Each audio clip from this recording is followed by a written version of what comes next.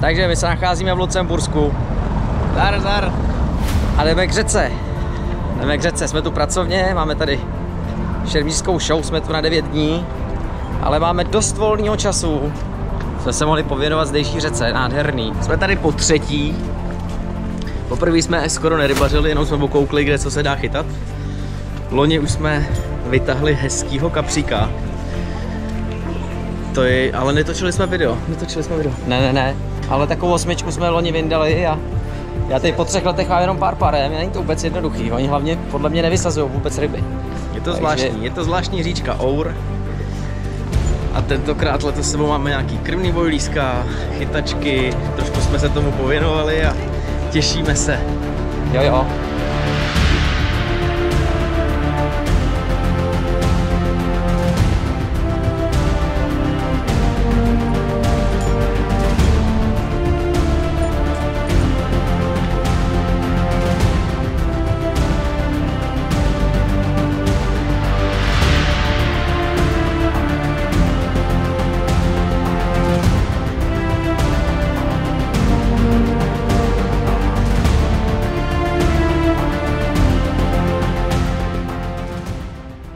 Ale uvidíme, jestli tam vůbec bude nějaký fishing place.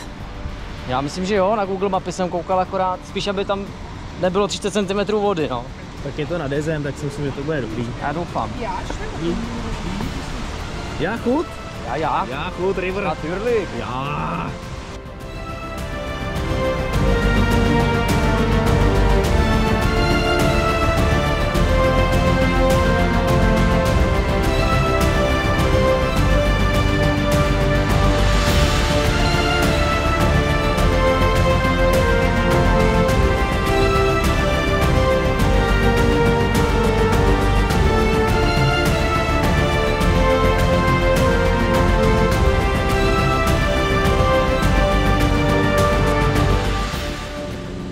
Tak jo, Máme rybářské štěstí.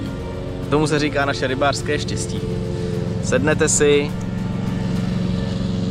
nahodíte to tamhle pěkně pod větvičky, kde neprojde živáček. Pod vrbičku. A tamhle pod vrbičky.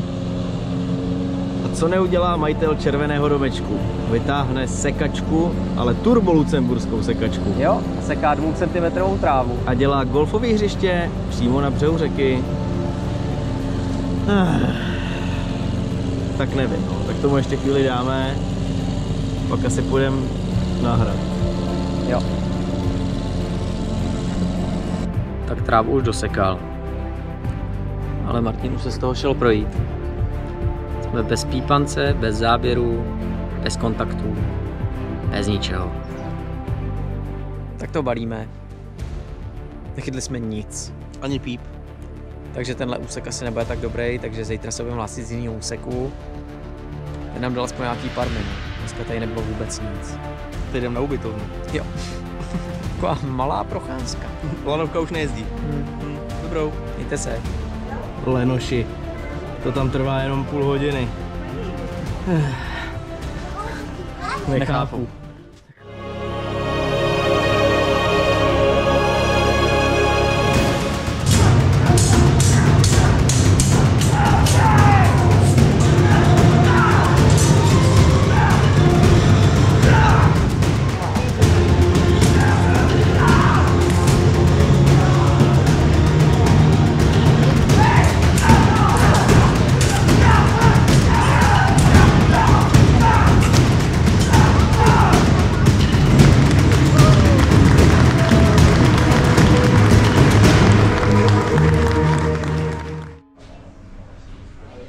Jsem mušketýr.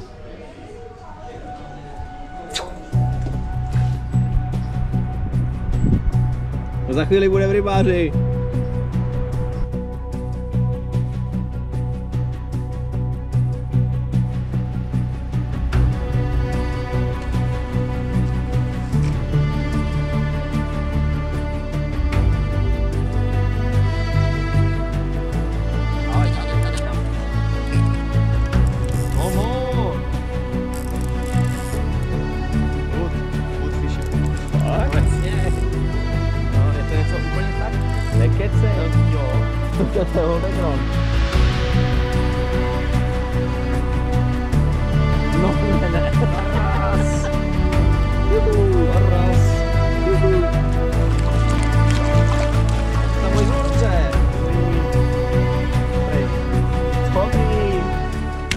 nás obecný.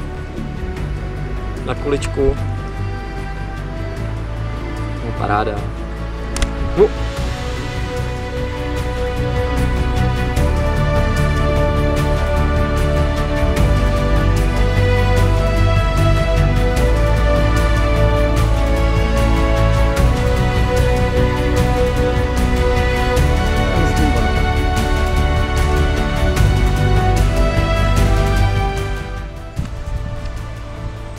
Tak tady plavou i takovýhle cejni.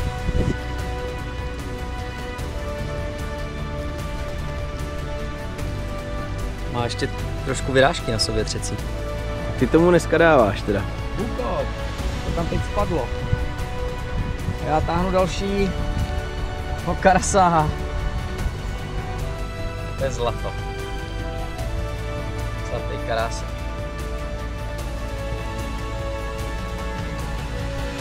Dneska by to šlo. Už máš třetí rybu, ne? Jo. Marmucejna a teďka karase.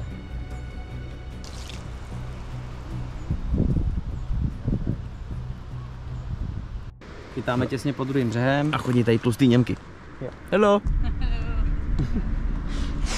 No? No jo, no, tak co? Každý nemůže být hubený, že jo? Přesně. Ale ty ženský by měli. Měli.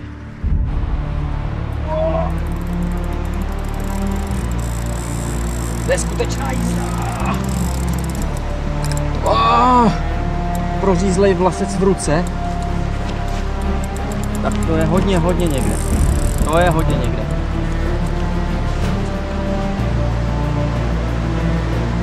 Dostal jsi z těch větví, ale. Jo. Tamhle. Myslím, co to bude strašná síla, možná velká parma. Vůbec se mnou nebaví. To je ryba. To je ryba. To byla jízda. Tak to ne. Tohle to je. To je hodně smutný.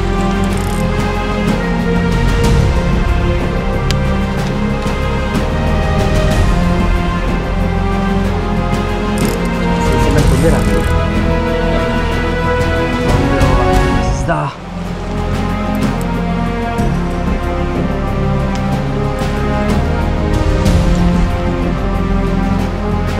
Nekecej.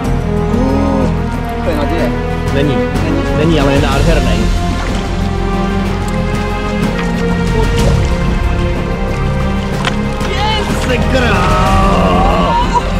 Je to tam! To ne. Je to tam.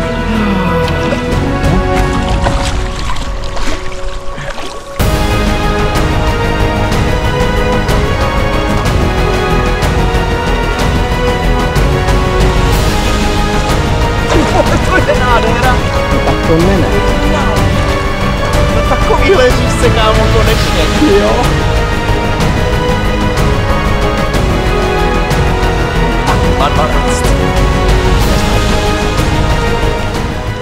To je něco neuvěřitelného.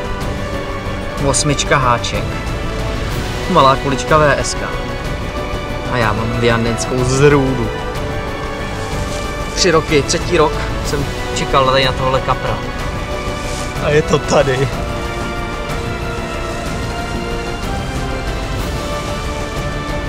Taková strouha. Až je tady tohle.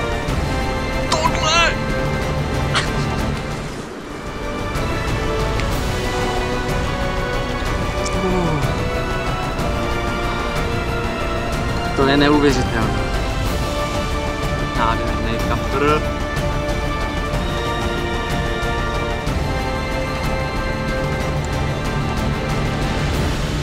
Ten je tak nádherný. Jo! Mám strašnou radost. Tak budeme pustit.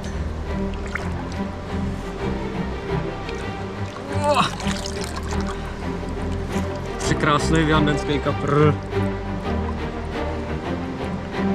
Děkuji. Takový malý říčky. Jsou tady takovýhle velryby, to je brutální.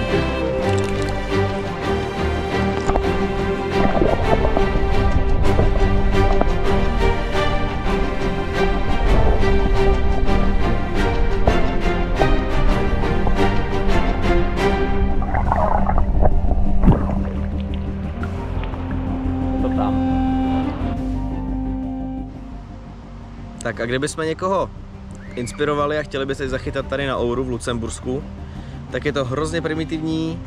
Tadyhle takhle máte odkaz a tam si prostě koupíte za 5 € povolenku na celý týden.